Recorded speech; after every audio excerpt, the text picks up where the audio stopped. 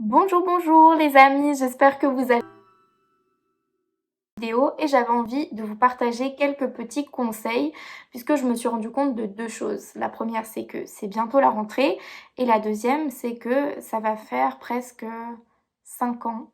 Putain, 5 ans, je suis vieille.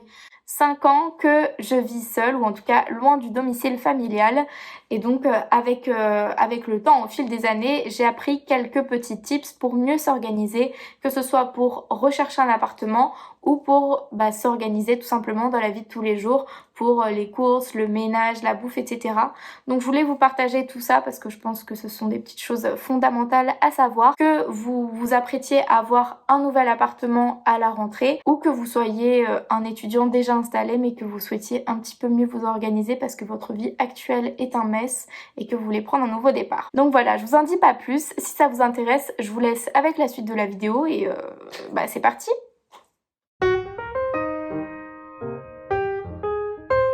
Le premier conseil que je pourrais vous donner, ça porterait plutôt sur tout ce qui est recherche d'appartement, puisque pour moi, il y a des bonnes manières de rechercher, visiter et trouver un appartement.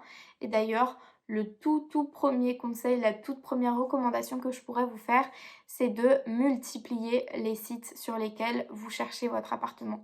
Que ce soit des sites de location sur des agences immobilières ou alors location via des particuliers, etc. Vous devez vraiment regarder partout. Je vous recommande plutôt quand même de privilégier les locations entre particuliers puisque le problème avec les agences immobilières, c'est que vous pouvez avoir des agences qui sont un petit peu malveillantes et qui vont en profiter pour gratter un petit peu des frais supplémentaires, surtout du côté des frais de dossier ou de tout ce qui est caution, garantie, etc. C'est pas le cas de toutes les agences, heureusement, mais ça peut arriver. Donc moi, je vous conseillerais plutôt de privilégier les particuliers. En plus, vous serez directement en lien avec eux. Donc, en cas de litige, vous pouvez toujours les appeler. Vous avez leurs coordonnées, etc. Si vous avez un problème dans votre appartement, c'est plus facile de les contacter. Vous avez des sites comme particulier à particulier, Le Bon Coin que vous connaissez déjà, des seloger.com. Enfin, vous avez beaucoup de sites. Donc, vraiment, multipliez vos recherches, même sur des sites que vous ne connaissez pas énormément. Le but, c'est d'avoir le plus d'offres possible, comme ça, vous aurez la possibilité de vraiment faire un choix et trouver votre perle rare. Et trouver votre perle rare, ça ce serait mon deuxième conseil, c'est vraiment chercher une surface qui vous ressemble. Donc quand je dis une surface qui vous ressemble, ça dépend en fait des besoins et des attentes que vous avez envers votre appartement. Si vous êtes quelqu'un de plutôt casanier, que vous aimez passer beaucoup de temps à la maison, etc., évidemment, il faudra que votre appart, ce soit un petit peu votre havre de paix, votre petit cocon. Et ça peut inclure l'idée d'avoir un appartement qui du coup soit un petit peu plus grand pour que vous puissiez bien aménager votre espace, avoir votre coin où vous dormez, donc votre coin aussi de séjour, votre bureau si vous travaillez beaucoup à la maison, etc. Vraiment avoir une surface qui vous ressemble. Donc essayez de trouver un appartement où potentiellement vous pouvez séparer ces espaces. Si au contraire vous êtes quelqu'un qui ne passe quasiment pas de temps à la maison et qui s'en fiche un petit peu de savoir à quoi son appartement ressemble, effectivement vous serez un petit peu moins méticuleux en ce qui concerne le type de surface que vous allez avoir. Néanmoins, et dans la mesure du possible, je vous conseille de vous orienter vers un appartement qui fasse aux alentours de 20 mètres carrés, parce que si vous êtes tout seul, même si vous ne passez pas beaucoup de temps à l'appartement, en dessous de 20 mètres carrés, ça a tendance à être un petit peu petit et c'est un petit peu oppressant si vous avez des moments où vous devez passer un petit peu plus de temps à la maison ou en tout cas, c'est difficile pour vous de vraiment séparer l'endroit où vous dormez de l'endroit où vous cuisinez, où vous faites vos devoirs, etc. Après, je sais que dans certaines villes, le mètre carré coûte très cher et que c'est pas forcément accessible à toutes les bourses d'avoir un appartement de 20 mètres carrés.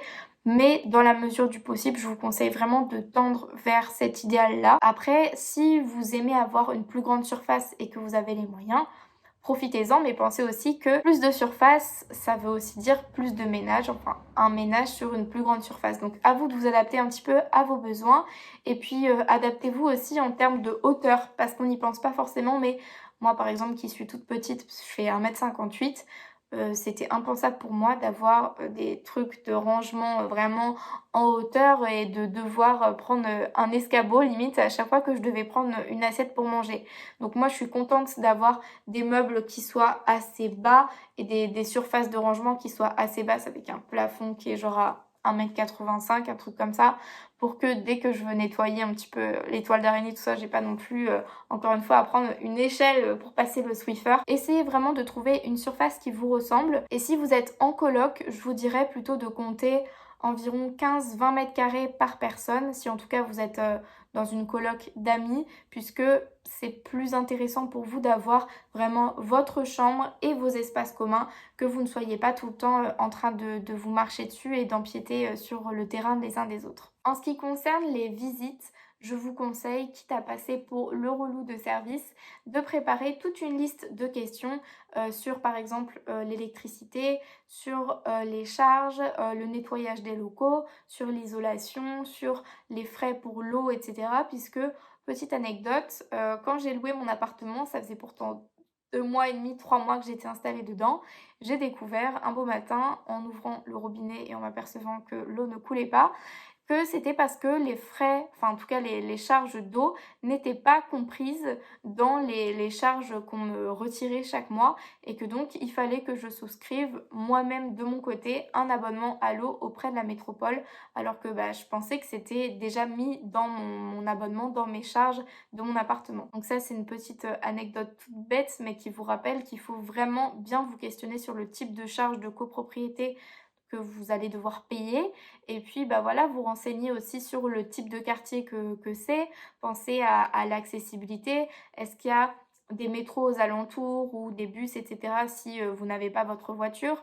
Est-ce que c'est un quartier qui est plutôt animé et du coup vous allez, risquer d'entendre un petit peu, des gens qui font la fête ou des choses comme ça? Pensez un petit peu à toutes ces choses-là pour, encore une fois, trouver un appart qui vous ressemble. Si vous êtes quelqu'un de très fêtard, je pense que ça va pas vous gêner plus que ça d'entendre, des bruits de quartier, de gens qui font la fête. Mais si au contraire vous êtes de nature très calme et que vous passez énormément de temps à la maison pour, étudier ou faire autre chose, ça peut vous poser plus problème. Pareil, savoir si, dans votre quartier, il y a d'autres étudiants avec qui vous pourrez faire des rencontres. Si au contraire, c'est plutôt un quartier résidentiel pour des familles, si c'est un quartier commerçant et cetera. Vraiment vous intéresser à la vie du quartier et multiplier les visites aussi parce que des fois on peut vous vendre un appartement comme étant très calme avec pas de bruit aux alentours etc. en vous faisant la visite par exemple un mardi à 15 h quand tout le monde est soit en cours soit au travail etc. Donc forcément il n'y a pas de bruit mais si vous revenez 2 ou 3 heures après vous entendriez énormément de bruit et vous vous rendriez compte que c'est un quartier qui est très animé. Donc c'est pour ça que moi je vous conseille de multiplier les visites et si possible à des heures où vous savez qu'en général la ville est animée. Comme ça vous vous rendrez bien compte, vous pourrez bien tendre l'oreille dans l'appartement et savoir si l'appartement est bien isolé en termes de bruit. Et enfin, dernier conseil et pas des moindres pour moi, ce qui va vous montrer que cet appart vous convient, même si c'est pas votre perle rare ultime, montrer que c'est un appartement qui est fait pour vous, c'est le sentiment que vous avez en étant dedans et si vous arrivez à vous projeter. Ça, c'est vraiment essentiel, mais savoir si quand vous êtes dedans, vous arrivez à visualiser un petit peu le type de déco, la façon dont vous allez placer vos meubles, etc. Puisque si vous ressentez rien du tout en étant dans cet appartement-là et que vous n'arrivez pas du tout à vous dire que à tel endroit il y aura votre lit, à tel endroit il y aura votre table, etc., c'est que c'est un appartement dans lequel vous ne vous sentez pas bien et dans lequel vous n'allez pas forcément passer des bons moments. Donc je vous conseille vraiment d'être hyper concentré en fait sur vos intuitions là-dedans et si vous pensez que cet appartement vous convient, commencez aussi à faire des plans. Ça peut être des plans voilà à l'écrit, vous prenez une petite feuille de papier, un petit crayon et vous dessinez ou ça peut être aussi sur des logiciels. Je sais que Ikea a son propre logiciel pour visualiser en 3D les appartements, les maisons, les surfaces, etc. Comment les aménager. Moi je sais que c'est un peu bête, mais j'ai recréé mon appartement sur les Sims et j'ai essayé de mettre des meubles qui ressemblaient aux miens pour voir un petit peu comment je pouvais placer les différentes choses, etc. pour que je me sente bien à l'intérieur et que ce soit fonctionnel, tout simplement, que je me retrouve pas avec des meubles qui soient tout collés, sans l'espace de passer, sans pouvoir mettre ma propre déco, etc. Donc essayez vraiment de visualiser tout ça. Vous perdrez moins de temps d'ailleurs en faisant ça plutôt que en posant vos meubles chez vous et en vous amusant à les déplacer en mode feng shui. Passez un petit peu de temps chez vous, si cet appartement vous l'avez et que vous savez qu'il est bien pour vous. Passez un petit peu de temps à visualiser et comme ça, quand vous ferez votre emménagement, vous n'aurez plus qu'à poser vos meubles au bon endroit et pas à les retourner dans tous les sens pour trouver le meilleur aménagement possible. On va maintenant passer à des conseils un petit peu plus de vie pratique et je voulais commencer par des conseils en ce qui concerne la bouffe. Sujet très important et fondamental puisque souvent on a tendance à faire un petit peu n'importe quoi en ce qui concerne la liste de courses et le contenu de nos placards. Le premier conseil donc que je vous donnerai, c'est de faire vraiment une liste de courses. Prenez 5 minutes, vraiment c'est pas long, vous prenez 5 minutes à l'appartement pour faire un petit état des lieux de ce qui vous reste et de ce dont vous avez vraiment besoin. Et comme ça, vous notez directement sur votre papier et quand vous allez arriver au magasin, vous n'allez pas passer 10 minutes à réfléchir au contenu de votre placard puisque vous savez, vous avez votre liste, vous savez qu'il vous manque des œufs et je sais pas quoi, des haricots verts, et ben vous allez chercher des œufs et des haricots verts au lieu de vous demander si ah ouais mais est-ce qu'il me reste de la crème fraîche et voilà. Dans la même veine aussi, n'hésitez pas à noter avant d'aller faire vos courses et avant même de faire votre liste de courses, c'est ça qui va aussi vous aider à faire votre liste de courses, la liste des repas que vous souhaitez manger cette semaine. Si par exemple lundi vous voulez manger des lasagnes et mardi des légumes, enfin une poêlée de légumes, bah vous saurez en faisant votre liste de courses que vous devrez racheter du bœuf, de la béchamel et des pâtes à lasagne et que pour mardi il vous faudra acheter des légumes pour votre poêlée de légumes. Donc faire votre liste de repas de la semaine, ça vous aide un petit peu plus à organiser votre semaine, à savoir à quel moment vous allez avoir des restes parce que vous allez faire un gros plat, à savoir un petit peu aussi les ingrédients, les aliments dont vous aurez besoin et ceux dont vous disposez déjà, ce qui vous aidera donc à faire une liste de courses qui est un petit peu plus efficace. Et puis, dernier conseil et pas des moindres, n'allez pas, mais vraiment jamais, n'allez pas faire vos courses si vous avez faim. Faites vos courses après manger. Parce qu'on vous voit, les gens qui vont faire leurs courses quand ils ont faim, de base, ils étaient venus pour des blancs de poulet et des haricots verts. Et ils se retrouvent à aller acheter du Nutella, des chips et des conneries et des bidules.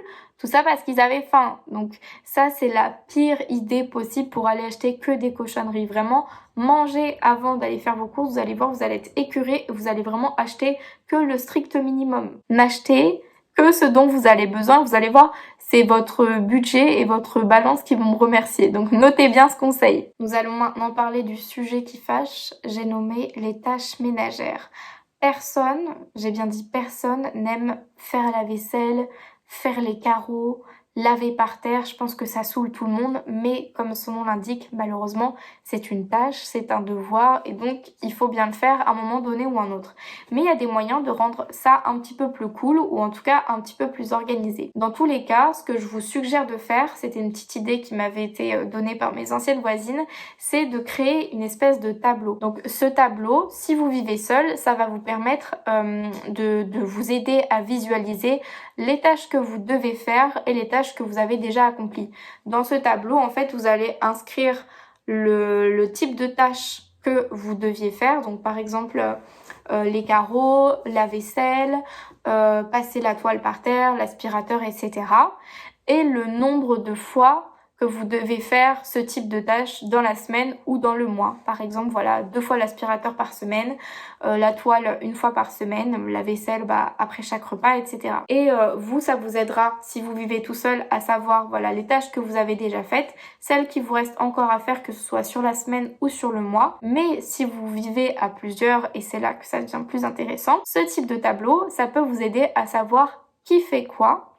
Donc savoir que telle personne a passé la toile tel jour et l'a fait d'ailleurs 2 fois dans le mois, etc. Tandis que les autres ne l'ont pas fait. Et savoir ce genre d'informations, ça peut vous permettre de mettre en place une espèce de petit jeu qui est que celui qui en a le moins fait à la fin du mois ou à la fin de la semaine, vous organisez comme vous voulez, paye un verre ou un resto aux autres. Et ça peut vous permettre de rendre le truc un petit peu plus cool et un petit peu plus challengeant parce que on va pas se mentir, les tâches ménagères c'est très peu fun dans l'ensemble, mais voilà, vous pouvez vous dire que au moins vous avez passé du temps à faire le ménage, mais que vous serez récompensé par un resto ou par un petit verre, un café, etc.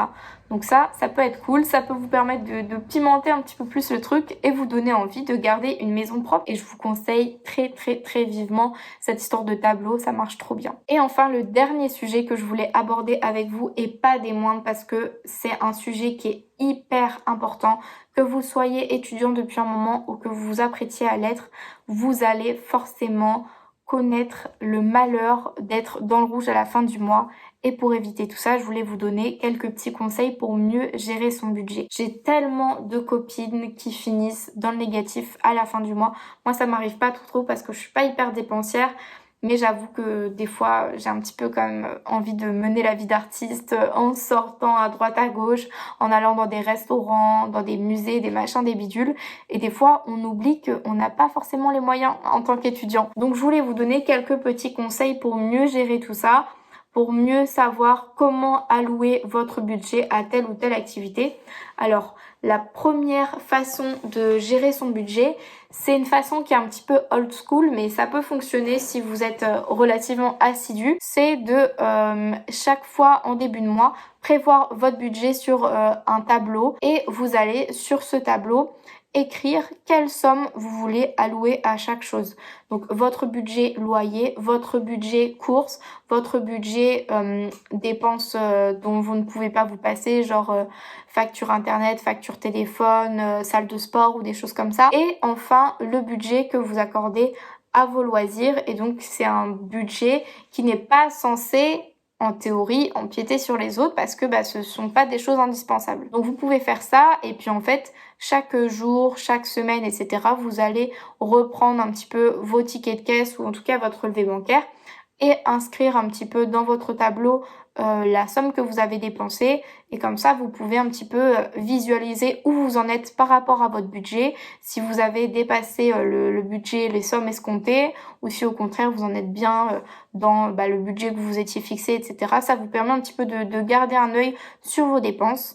Donc vous pouvez faire ça de façon manuelle, dirons-nous, ou alors vous pouvez télécharger des applications de gestion de budget comme Bankin. Donc je vais vous écrire le nom juste ici.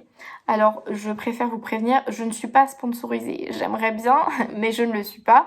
Donc c'est juste moi qui adore cette application et qui voulais vous en parler parce que moi ça a révolutionné la façon dont je dépense et j'ai plus jamais de soucis de rouge et de découvert à la fin du mois, puisque ce qui est bien avec ce type d'application, c'est que ça vous permet de garder un œil en temps réel sur toutes vos dépenses. Ça vous permet vraiment en début de mois de fixer votre budget, donc de vous dire que vous allez accorder telle ou telle somme à telle ou telle activité, que ce soit loyer, courses, pharmacie, vêtements, loisirs, tout ce que vous voulez. Et en fait, à partir de ces budgets-là, l'application va calculer à combien vous en êtes chaque jour. Si vous en êtes par exemple à 70% du budget que vous étiez accordé pour vos sorties alors qu'on n'est qu'à la fin de la première quinzaine du mois, vous saurez qu'il vous faudra un petit peu ralentir à l'avenir sur les sorties. Ça va utiliser vos informations bancaires que vous rentrez et je préfère vous prévenir, il n'y a vraiment aucun risque, en tout cas avec l'application Banking, il n'y a aucun risque